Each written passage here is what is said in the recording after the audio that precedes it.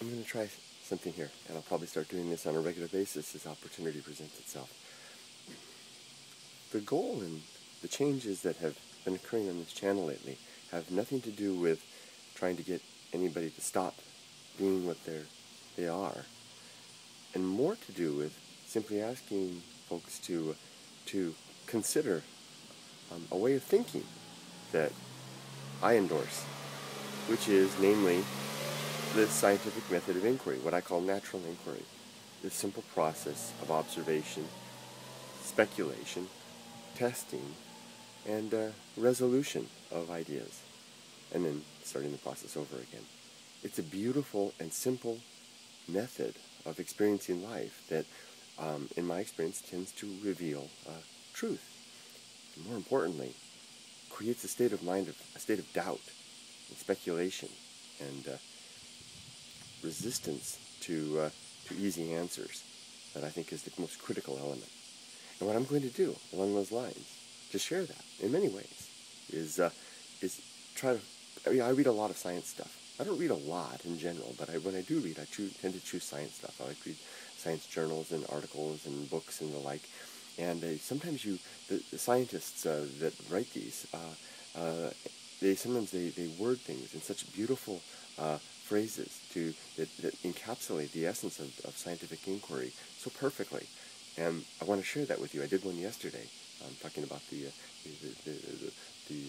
change in the status of a famous fossil, and the scientist illustrating his delight in having his basically the foundations of his belief system crumbling.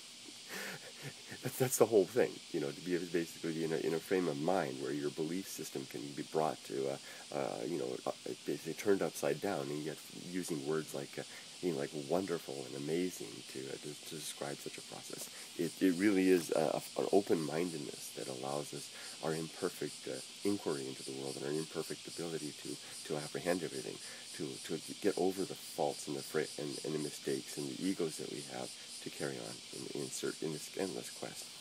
Here it is. Here's something I want to share with you. This is from one of my favorite books. If I had 10 books that I could take with me to Alpha Centauri, where the aliens to come, and they said I could take 10 books, this is one of them. I've had this book forever. I picked it up at a garage sale decades ago. This is the 4th edition of Principles of Geology. This man right here is the main guy that was the author behind it. He was born in the 19th century, and this is an old book. Some of the geology is way out of date, I'm sure, but I love it nonetheless. I love it for the wording. I keep this close to me all the time, and when I just want to read a little bit, I pick it out. This is chapter Minerals of the Earth, Minerals and Matter. What a great term, minerals and matter. Systems and phases and atoms and all kinds of stuff. I never get tired of it. This chapter right here, Renewing the Geologic Cycle, Mountain Making. What an incredible chapter on mountain making. Wow. And here it is. Here's the roughly 3 or 4 sentences that almost bring a tear to my eye every time I read them, and I've underlined them in rough pencil. Let's just read them together. Here we go. Remember, this is the topic of mountain making, and he's referring to a new theory, new at the time that this book was written, but probably pretty old now. A new theory about mountain making. He says, although this newly popular theory leaves many data still in discord, it has met so many tests that were unmet by previous theories that we tend tentatively to accept it as the best available working hypothesis, subject no doubt to modification as new data are acquired. In essence, if you saw the video I did yesterday about the wonder of having that fossil record change, this is almost the same thing. And what I wanted to just point out a few key points there. And first, although this newly popular theory leaves many data still in discord, so they're qualifying the theory that there are impossible errors with it. Now notice that this has come to the rank of a theory. It's no longer it's becoming strong. It's somewhere between the guess stage, the best guess stage, as Ross Exton says, and the hypothesis and the theory stage. It's right in between those two. So he uses both words, hypothesis and theory, in here, kind of illustrating that this theory is still in doubt. And in fact, that's the whole purpose of these sentences, is basically to say, take this with a grain of salt. He says, it has met so many tests that were unmet by previous theories. That is key right there. That is key. That a new theory is more highly regarded if it is able to meet previous and then additional tests in addition to give us more strength and more credibility, a sense of credibility to it. And I love these two words right here. We tend tentatively. We tend tentatively. I mean, as if hedging caution with caution. We tend tentatively to accept it as the best available working hypothesis.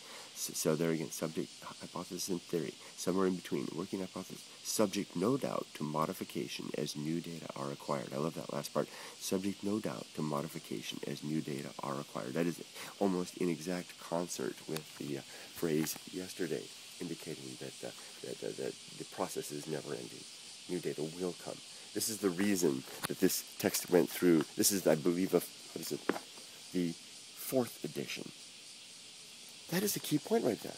Science texts have, and school texts have editions because new data comes in and allows us to revise what we already know towards something new. I will go ahead and suggest, this is something I haven't thought about. I think it's worthwhile. I think I can do it. Don't trust anything that has never been revised. Yeah, look for those revisions. If it's going through a revision cycle, then you know that it is an observation that has been continually subject to further inquiry. There you go. Thanks for watching, folks. Have a great day. I'm just a few hours away from heading on a jet plane to the States. Bye-bye. And if you have a chance, look for this book, Principles of Geology. There you go.